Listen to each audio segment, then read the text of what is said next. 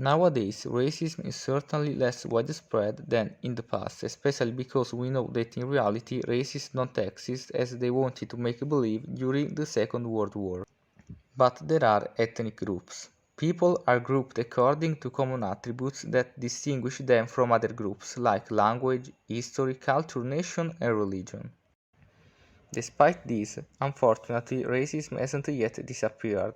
We often hear on the news acts of racism such as George Floyd's murder by the police in America and the death in Italy of Willie Duarte beaten by four boys. Also in sport, which should bring people together, we often see racist acts.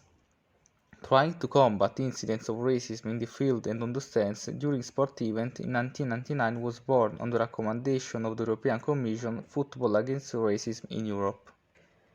Nevertheless, it is very recently an act of racism in the most followed sporting competition in the world, the Champions League.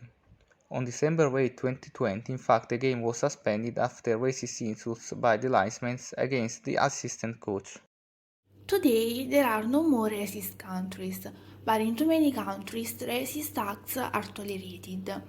A series of movements were born that fight against racism. Indeed, we have the Black Lives Matter, that is a movement that had a greater impact just after the death of George Floyd. The main purpose of these movements is to openly protest against the killing of black people and try to lead to social equality.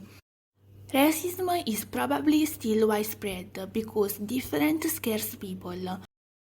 With globalization, a process now underway, modern men will be more and more citizens of the world, and differences will perhaps become normal.